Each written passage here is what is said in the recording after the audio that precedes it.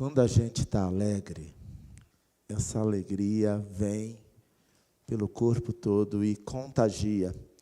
Assim como o desânimo contagia, o ânimo, o renovo do Senhor, ele é contagiante.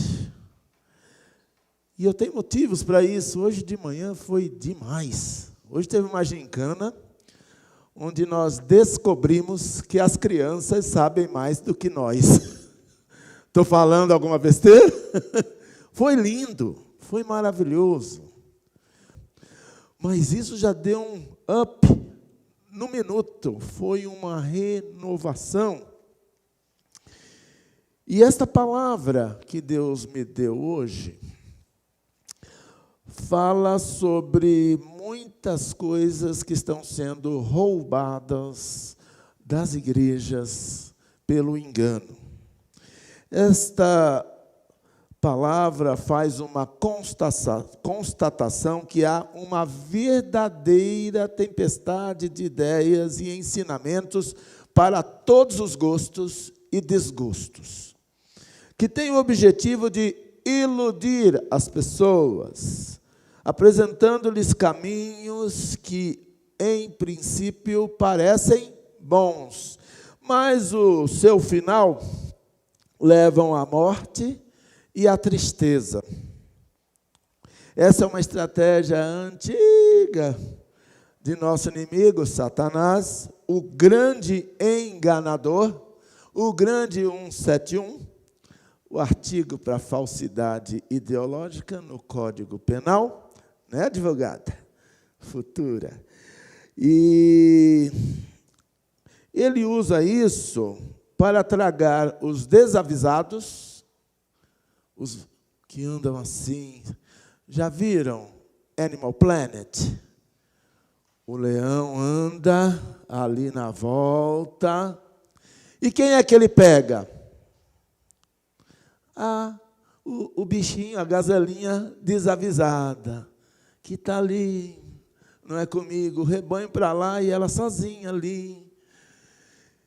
E a primeira coisa que ele faz, a gazelinha, na verdade, algumas não morrem do ataque, morrem do rugido do leão, que paralisa, impede de fugir. Quando ele faz aquele, o bichinho já vira o pescocinho e eles atacam em bando. E não são eles, o leão é o rei da selva, mas quem ataca são as leoas. Elas que sustentam aquele rei. E eles atacam aqui, sabe? No pescoço, de onde vem o fôlego. Né? E o mesmo com a gente.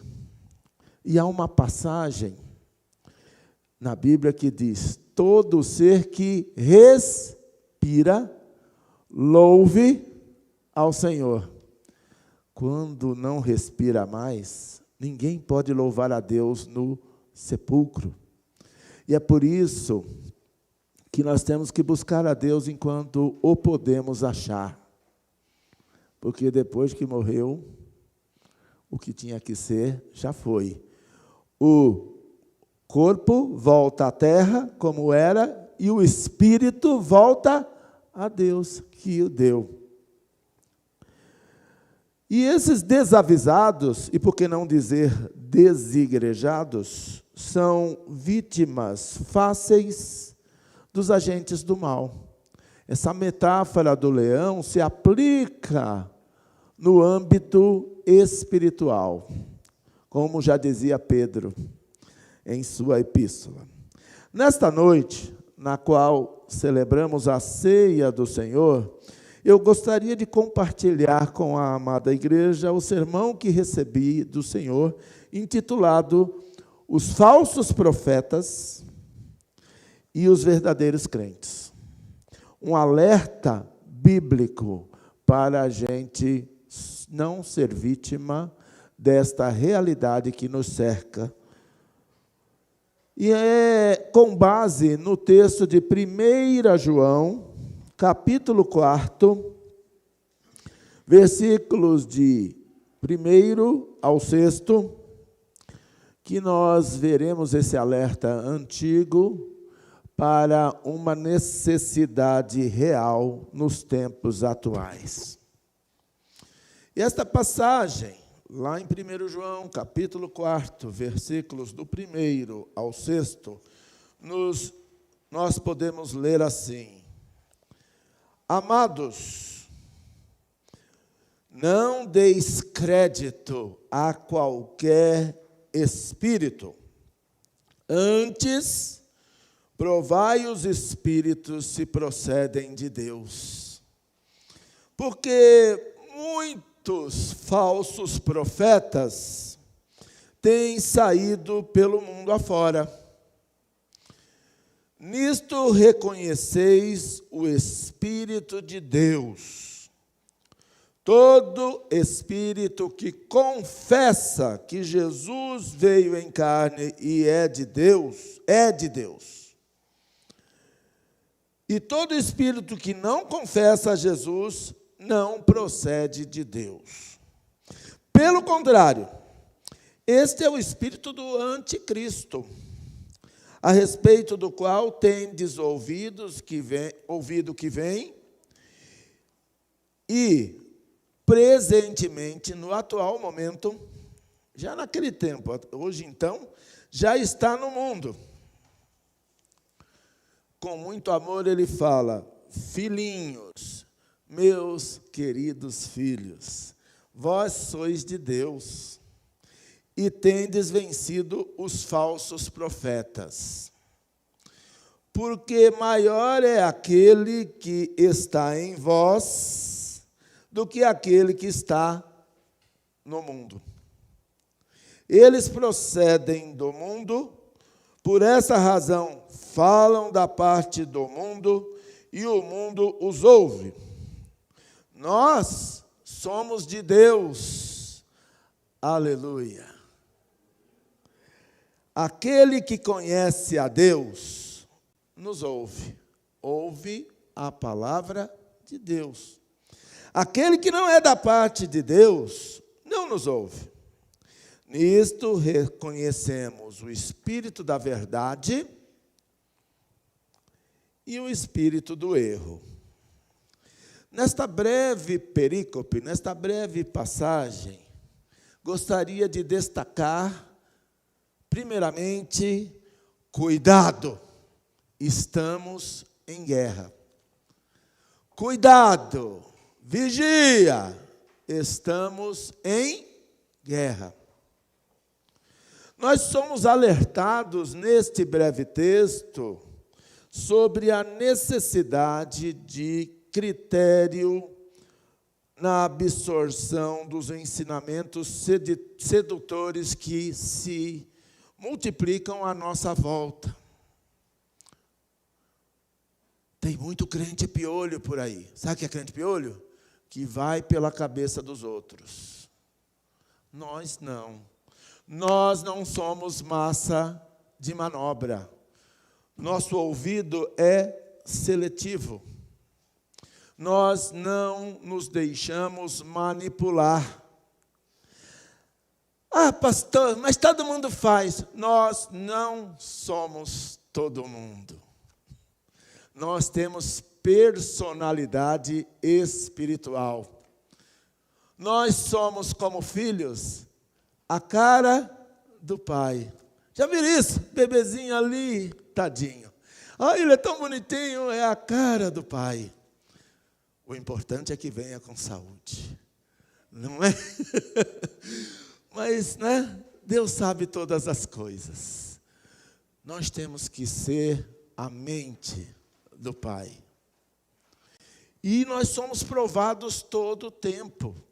Porque esses falsos espíritos que militam contra a verdade da palavra de Deus, relativizando-a, como disse o presbítero, eles pegam quem? Quem está distraído.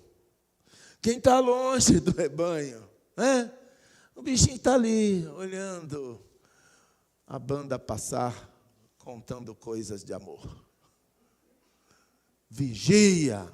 Nós temos que vigiar, irmãos, porque o nosso inimigo sabe que o fim está próximo. O nosso inimigo é o pai da mentira. E os que não tomam cuidado acabam sendo enganados, sendo confundidos. Jesus, uma vez aqui na terra, o que ele falou? Eu sou o bom pastor. O bom pastor dá vida pelas ovelhas. As minhas ovelhas ouvem a minha voz. A voz de Jesus é inconfundível.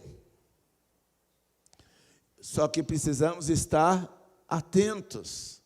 O grande problema é que em sua falta de cuidados, todo mundo tem uma coisa para dizer, nem que seja uma besteira. Principalmente nas redes sociais, então, é terra de ninguém. Sai cada absurdo. E tem gente que fica milionário, falando uma besteira com convicção, acaba virando uma verdade inquestionável. E as pessoas ficam milionárias vendendo rios no deserto, vendendo besteiras na internet. É isso que dá mais dinheiro.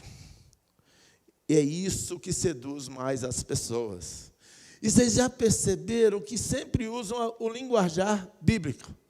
A pessoa é mais respeitada neste mundo virtual quanto mais seguidores ela tiver. E tem gente que segue esses espíritos enganadores e altamente sedutores e não seguem mais a Jesus. Não seguem mais os passos de Jesus. O século 21 é marcado pela pós-verdade, que relativiza todo o ensinamento bíblico. Relativiza nossos valores ancestrais, o que nos ensinaram nossos pais, o que nos ensinaram nossos avós. Essa tradição, o nosso berço, essa coisa que vem de pai para filho. E há uma passagem bíblica que diz assim: o que ouvimos e aprendemos, o que nos contaram nossos pais, não encobriremos aos nossos filhos. Contaremos às vindouras gerações os louvores do Senhor e as maravilhas que fez. Nós não estávamos lá no Êxodo, mas alguém nos contou essa história. Porque a geração que estava no Êxodo, que viu aquelas maravilhas, morreu. Mas a palavra de Deus está viva, está falando ao nosso coração. Deus não mudou, Deus continua vivo, Deus continua operando. Jesus morreu, mas ressuscitou. E esta mesa aponta para o fato de que ele voltará. E a exortação, a admoestação desse texto de hoje é para que perseveremos, sejamos oposição, tenhamos personalidade espiritual, sejamos luz do mundo, sejamos sal da terra, até que ele volte e nos encontre vigiando e venha nos buscar, para nos levar para aquele lugar onde não há mais confusão, onde a verdade será absoluta, a palavra de Deus. Sabendo que o diabo é o pai da mentira e está constantemente buscando ocasião, buscando oportunidades para nos enganar e nos induzir às suas práticas malignas e pecaminosas, cujo salário é a morte, que nos afastam de Deus, da palavra de Deus e da igreja de Deus, dos irmãos da casa de Deus, da alegria de estar na casa de Deus, nós devemos, como está aqui no texto, colocar à prova os espíritos, pois nem todos procedem de Deus. Como diz o ditado popular, nem tudo o que reluz é ouro. Este nosso século é marcado pelo que se convencionou chamar de narrativas, verdades relativas, inversões que desprezam o que a Bíblia nos ensina como correto e valoriza tudo o que é errado. Quanto mais abominável, mais sucesso no mundo que jaz no maligno. Até mesmo estas coisas que Deus chama de abominações são comuns e são louvadas neste contexto da noite que vai alta, a noite que precede a volta de Jesus. Os falsos profetas, inspirados por seus mentores, espíritos demoníacos anticristãos, porque o diabo se levanta contra tudo que se chama Deus, se levanta tudo que essa mesa representa para nós, e ele é sutil. Eles sutilmente se nos apresentam como anjos de luz. Há um mito segundo o qual o diabo tem os 2 chifrinhos, é vermelho, né?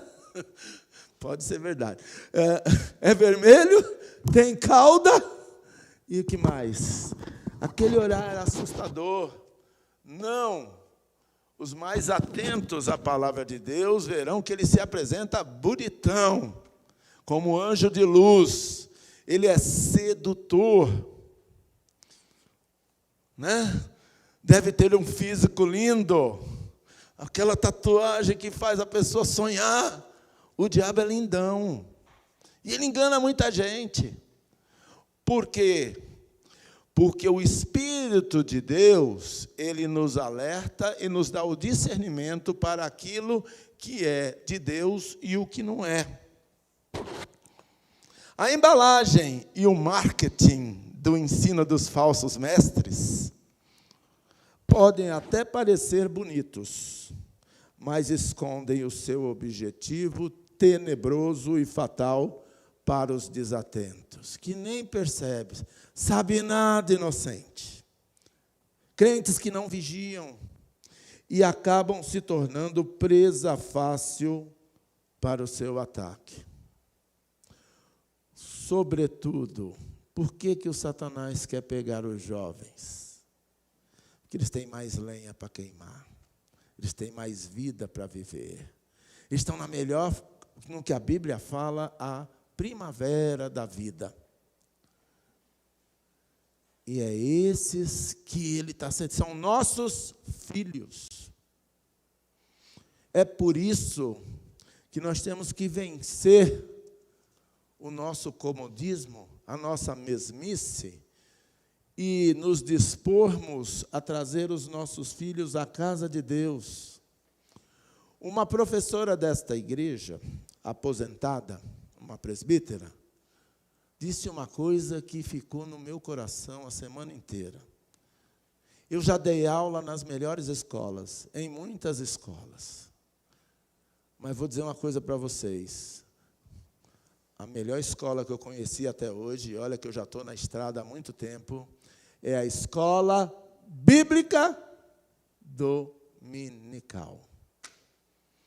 Ela é a fase de ensinar a palavra que não é da noite para o dia, porque o engano de Satanás é um processo.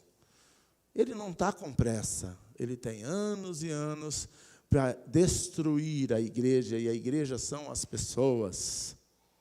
Portanto, construir, formar um cristão que não tem que se envergonhar, que maneja bem a palavra da verdade, um cristão que está buscando a estatura de varão perfeito, um cristão que não consegue se separar de Deus, que já chegou à maturidade para não ser aquele que é mais fácil do que tirar a bala de criança, se bem que as crianças estão mais espertas do que muitos adultos, e ouso dizer que muitas têm mais juízos, mais compromisso com Deus do que seus pais, porque a seriedade para com as coisas de Deus não tem nada a ver com idade, e sim com atitude. E é isso que está faltando para muita gente, para parte da igreja apóstata, a igreja que esfriou na fé no nosso tempo. Então, gente, a embalagem é bonita, mas é enganosa. Ele não é anjo de luz. Ele é muito feio nas suas atitudes. Se apresenta bonitão, mas quando você vai comer um pouco de sal junto, ele te apresenta a modomia, ele te seduz, te ensina que é um caminho legal. Quando você já está no papo, aí é tarde. Mas não foi isso que você me prometeu. Mas é isso que vai ser, e agora vai ser do meu jeito. Esse é o engano do sistema que está aí. Então, amados, esse é o primeiro ponto. Cuidado. Abre o olho. O termo evangélico é vigia, pois estamos em guerra.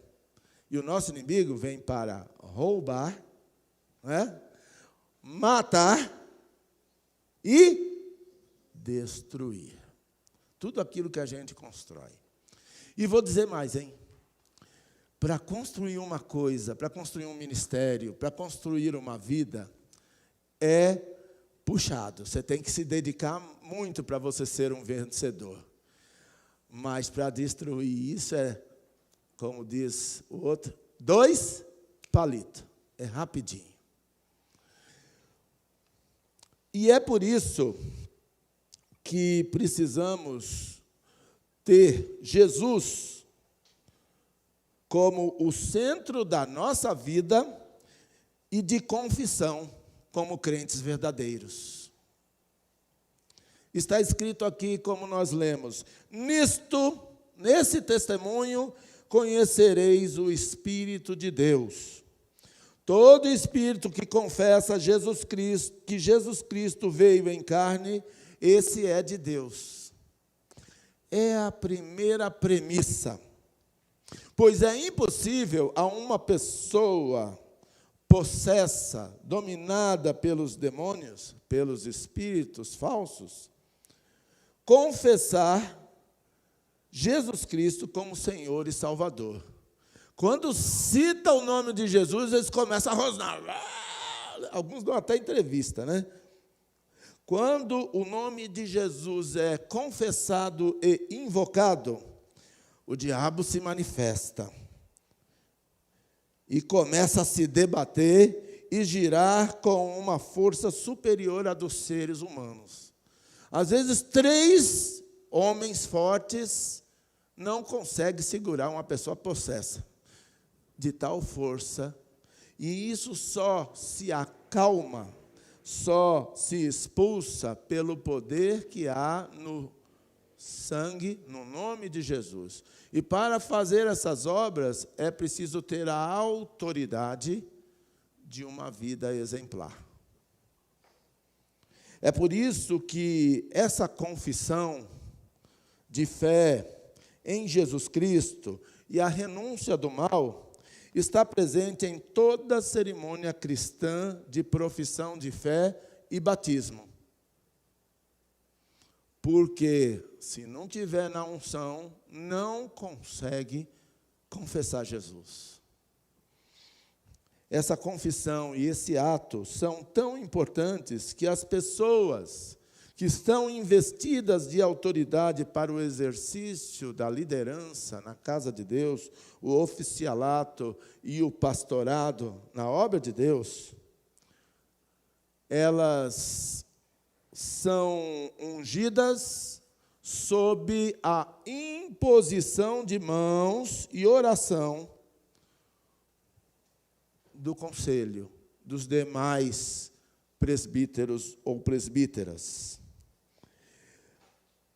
Pois essas pessoas, elas precisam estar muito na brecha, precisam estar muito na dependência, porque elas são alvo prioritário do ataque do inimigo, na condição de espelho, de modelo de espiritualidade para o rebanho, modelo de compromisso também. Porque se cai um presbítero, se cai um líder da igreja, se cai um pastor ou uma pastora, todo o rebanho, principalmente, é afetado. A igreja só cresce com esse compromisso dos verdadeiros crentes. E, por fim, mas não menos importante, tomando o cuidado com o engano que nos cerca. Hoje, cada absurdo, hoje parece que o mal é valorizado e o certo está errado. Isso já vem sendo trabalhado há muito tempo, nas escolas. Né? Qual o programa mais popular da sua juventude? Você nunca esquece. A escolinha do professor Raimundo. Quem é o sucesso? Quem é o zombado lá? Você viu que tem 10 malandros e só um que é o estudioso, né? Vocês lembram dos personagens? O Somebody Love. Né? O que é Somebody Love? O engano o professor. Quem é a outra? Aprovada sem saber nada. A menininha bonitinha, que se balança lá na lousa. E esse modelo vai sendo colocado de maneira muito sutil na cabeça de quem assiste. E a gente, quem não deu risada com essa escolinha? Né? Ou o homem do outro, rolando lero. Né? E aí vai educando os telespectadores a agirem daquela forma, porque é esse que se dá bem. E quem é o ridicularizado? Eu esqueci até o nome dele, de tão desimportante que ele é. Mas é o cara que sabe tudo. Né? E este, muito bem, mas toda a galera ri dele. Por quê? Há um princípio de inversão de valores aí. Não é? Qual é o cara mais popular da tua escola? Primeiro, como é o apelido do cara estudioso? Vocês sabem como é? Nerd. Hã? Você sabe o que quer dizer nerd? Northern Electrical Research Department. Os cientistas malucos do departamento de pesquisa de uma empresa lá dos Estados Unidos. Sabe, os nerds sentam em qual lugar? Na frente. Eu não sei vocês, mas eu era da turma do fundão, lamentavelmente. Mas depois que eu me converti, eu vim para frente. Até nisso a gente vai para frente. O que acontece lá no fundo, normalmente? Bagunça. Ninguém aprende nada, ninguém se concentra.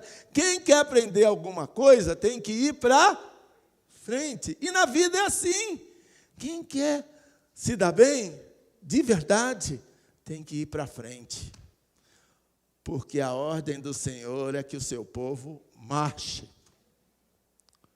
Sabe? Para frente. A nossa vocação é andar para frente.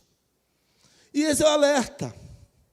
Com Jesus no centro da vida, nós só temos que ir para frente. E com esta filosofia bíblica de trabalho, nós daremos um bom testemunho de obediência aos mandamentos de Deus, que é a chave para a vitória sobre os falsos profetas, sobre os enganos deste mundo tenebroso, a chave para a vitória na vida. Quem quer ser vencedor nessa vida? Nós queremos nos dar bem. E o que é se dar bem? É seguir, obedecer a palavra de Deus.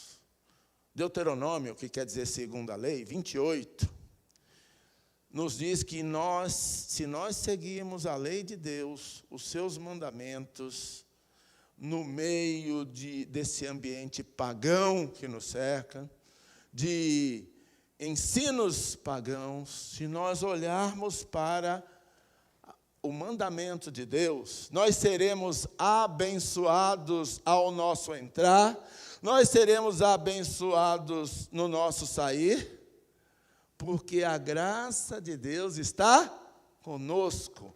Tudo que a gente faz vai para frente, tudo que a gente faz prospera, porque o nosso Deus tem prazer em nos abençoar, tem prazer em nos dar a sabedoria do alto. Nós somos dotados desta graça, essa graça que acompanhou José, essa graça que acompanhou, quem mais? Moisés, essa graça que acompanhou Josué, é isso. Então, nós não podemos viver nessa canção do tolo que está por aí. Sabe por quê? Porque a nossa natureza é outra. Nós somos os patinhos feios deste mundo. Vocês sabem a história do patinho feio? Na verdade, os patinhos eram feios mesmo. Ele era bonitão porque ele era um cisne. Ele tinha outra natureza. E a nossa natureza é a natureza de Cristo. A sabedoria que está nele está em nós, porque nós somos seus discípulos. Nós temos um mestre, nós temos uma referência e só uma, que é Jesus, o centro de nossa vida. As pessoas que servem aos espíritos das trevas, reino onde impera o maligno, dão ouvidos aos seus ensinos, porque são escravos desta ideologia satânica. Em meio à tempestade em que se tornou a vida moderna, temos o privilégio de poder contar com o socorro do Senhor, o nosso refúgio e a nossa fortaleza. Diz o texto que nós lemos que os falsos profetas, eles procedem do mundo. E mundo aqui não é o planeta Terra. Mundo é o sistema em que a sociedade corrupta deste mundo vive. E por esta razão, eles falam da parte do mundo. E o mundo os ouve. O mundo dá audiência para esses besteróis que se colocam por aí. Seus ensinos dos falsos profetas são populares entre os crentes novidadeiros, levados por toda sorte de doutrinas, por estarem desconectados das disciplinas espirituais e bons testemunhos ensinados e vividos pelo verdadeiro Mestre, Jesus Cristo, a saber, oração. Quem está desconectado não aguenta oração. Oração já dá sono. Oração dá pânico. E nós temos que orar. Porque é isso que nos vai dar autoridade para desfazer as obras do mal. Confissão. Nós temos que confessar. Não importam os símbolos que estão por aí. Não é? Na minha juventude, o símbolo era esse. Sabe o que é isso? Primeiro Rock in Rio. Naquela época, um jovem pastor compôs, ele está há mais de 50 anos, o hino A Vitória é daquele que contemplar ao Cordeiro Cristo, leão da tribo de Judá, que foi morto e com seu sangue pôde então comprar homens que com ele sobre a terra vão reinar, quando Jesus voltar para julgar a terra. E o inimigo anticristo não resistirá. Quem reinará? Jesus Cristo, os nossos reis. Nós temos todos os dedos e mãos para louvar a Deus. Os não de Deus está sempre faltando alguma coisa. E era assim o símbolo. Hang luzes, Satanás é o nosso rei. E muita gente, principalmente jovens. Foi o primeiro Rock in Rio que já está no 20º. Que nem o Big Besterol Brasil. Outra coisa também, louvor. Ai, pastor, vai ter quantos hinos hoje no culto? Vai ter quantos hinos forem necessários. Ah, mas eu não gosto, 3 está bom. Se você não gosta de hinos, saiba que você vai ter problema no céu, se você for para lá. Porque vai ser todo o tempo, lá no Apocalipse, santo, santo, santo é o Senhor, Deus poderoso. Vai ser o tempo todo, ininterrupto. Sabe por quê? Porque Deus habita em meio aos louvores. O que mais? Outra disciplina. Comunhão. Comunhão por quê? Porque a gente gosta, a gente precisa andar em comunidade, a koinonia. O mistério que cresce muito nas igrejas é o do turismo. Porque alguém botou na cabeça das pessoas, não precisa não, tem até base bíblica, Deus não habita em templos feitos por mãos humanas. Não foi esse o contexto. Mas o nosso corpo, que é o templo do Espírito Santo, é possuído, é dominado pelo Espírito Santo de Deus, que move os corações e convence o ser humano do pecado, da justiça e do juízo. E você tendo esta unção, este selo, você é achegado para as coisas de Deus. Sabe, alegrei-me quando me disseram, vamos à casa do Senhor. Quando a pessoa está doente, infectada pelas coisas... Igreja hoje, que tédio. Sabe, nós temos alegria. Salmo 84, quão amáveis são os teus tabernáculos, Senhor dos exércitos. Gente, essa aqui é a igreja mais bonita que eu já congreguei. Vou dizer para você, como é lindo esse templo. Já é gostoso, tem até ar-condicionado, né? Eu já congreguei em alguns lugares em que o culto acontecendo e as pulgas subindo no corpo da gente. Tinha nós e os cachorros. Hoje são igrejas organizadas que estão na nossa história. Mas essa igreja aqui é top. Esse lugar é lindo. Mas não adianta nada ser lindo se não tem as pessoas. E as pessoas são lindas também, porque elas são transformadas pelo poder de Deus. A beleza de Cristo se vê em nós. Como? Na nossa comunhão, nos nossos relacionamentos. Uma pessoa que não tem comunhão é como uma brasa tirada da fogueira. Num determinado momento, ela vira carvão. Ela esfria, e aí morre a chama. O fogo do Espírito tem que estar como em nós. Essa coisa do fogo, da brasa, está na história há muito tempo. No chamado de Isaías, né?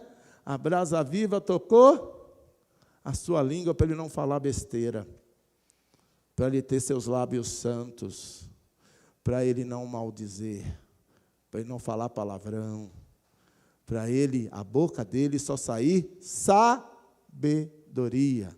E a nossa boca é para falar em salmos e cânticos espirituais.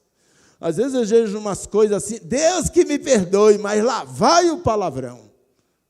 Inconstitucionalissimamente. Né? Não dá, crente não fala essas coisas. A boca do crente é para o louvor. E ele só vai louvar se ele estiver num ambiente onde isso é valorizado. Outro desafio, no sistema do mundo não tem perdão, mas nós perdoamos, porque nós fomos perdoados. E se nós não perdoamos, a oração que Jesus nos ensinou, essa é a parte mais difícil. Perdoai as nossas dívidas, assim como nós perdoamos, ou nós mentimos que perdoamos aos nossos devedores. Nós, a igreja quente, a igreja que tem Jesus no centro, ela está baseada no perdão. Não carrega a raiz de amargura que traz doentes. Isso é um falso ensino. Comigo não tem perdão. Sem chance. Né? Nós não. Mas um outro inocente até falar, ai Jesus, quantas vezes? 7 vezes está bom, que é o meu limite.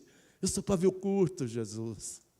Não te digo 7, mas 70 vezes 7. Não para você ficar lá contando. É para a gente entender que os verdadeiros crentes, para eles, o perdão não tem limites, como não tem limite o amor de Deus. Então, amados, temos o amor. O amor é tudo. O amor é a essência de Deus. Sem amor, esquece, não existe cristianismo. Longanimidade. Você é impaciente. Você é sangue quente. Você é pavio curto. Saiba que o fruto do Espírito tem na longanimidade, na paciência, uma das suas características que vem no pacote. Portanto, se você é sangue quente, deixa o Espírito de Deus operar na tua vida e você vai ser mansinho. Sabe por quê? Porque Jesus engoliu muito desaforo por amor a nós. Então, quando você pensar em reclamar, quando você pensar em explodir, a paz de Deus, peça a Deus a paz que excede a todo entendimento e você vai saber se comportar sob a unção do Espírito. Domínio próprio. Eu não consigo, pastor, é maior que eu. Maior que nós é só Deus. Maior que nós é o amor de Deus. Maior que nós é a autoridade que Deus nos dá para rebater esses falsos ensinos. Não deixa acontecer naturalmente. Busca, porque isso está contra a nossa natureza que está militando. A nossa natureza é a do pecado, mas o homem renascido de Deus, ele tem a paciência que Deus tem com a gente. Dentre várias outras virtudes, a igreja apóstata, fria na fé, mundanizada, é sobretudo desobediente aos mandamentos de Deus. Já não manifesta, para ela tanto faz, já não manifesta, nem se sente atraída pelas coisas do alto. Aprende com os falsos profetas a desprezar a comunhão no templo. O culto se torna comprido e chato. Vai demorar, né? O estudo e a pregação da palavra dá sono. Reunião de oração, então, nem pensar, porque fecha os olhos e já dorme ali mesmo. E tudo o que aponta para uma vida de santidade e submissão ao senhorio de Jesus se torna descartável. Isso aí é lenda. Pastor, pula essa parte. E isso é um processo. Não acontece da noite para o dia. É um pecado aqui, uma ausência ali, uma concessão ao mal acolá. É a primeira vez que começa o vício. E quando menos se apercebe, a ovelha está longe do rebanho, renunciando ao compromisso assumido diante de Deus e dos homens. E pior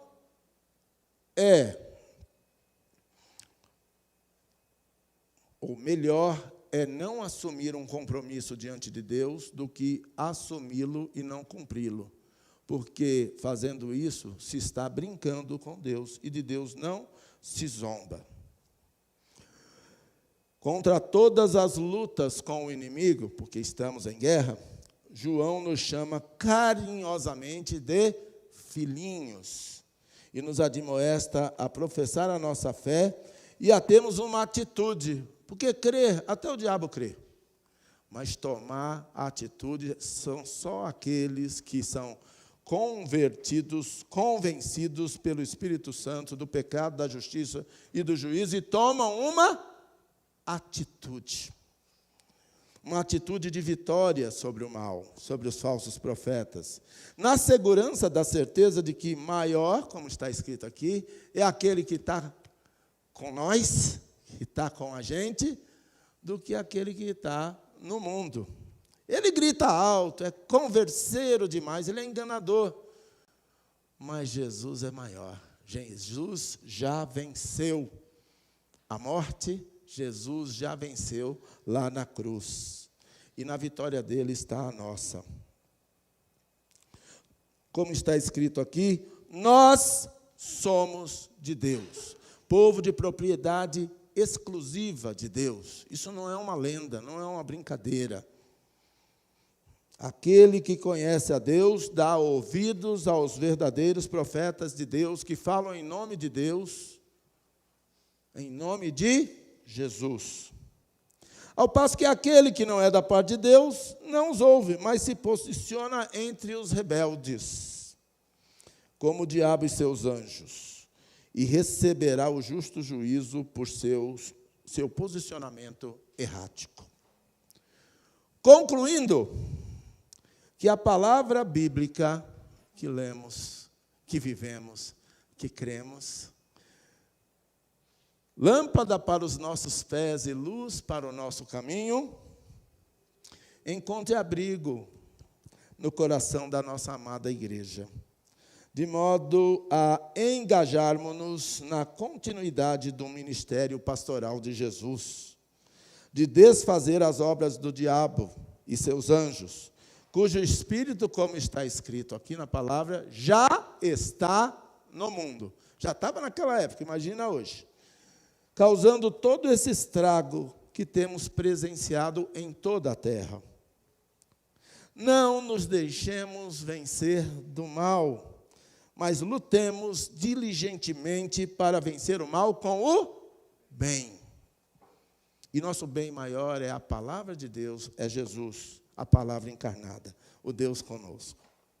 Com temor e tremor, tomemos parte da mesa do Senhor, em obediência a Ele, até que Ele volte para vencer definitivamente o mal e nos levar para o lugar de paz que Ele foi preparar para vivermos juntos em comunhão para sempre. Amém? Aleluia. Então, ame o seu irmão, porque você vai viver para sempre do lado dele. Vai se acostumando, porque eu sei, às vezes é difícil. Às vezes é amor de porco-espinho. Se ama, mas fura, né? Mas quer saber? Deus está preparando um lugar que nem olhos viram, nem ouvidos ouviram, nem jamais penetrou em coração humano o que Deus tem preparado para nós. Vai ser mais melhor de bom, muito bom. E é nesse espírito que nós dizemos amém, aleluia.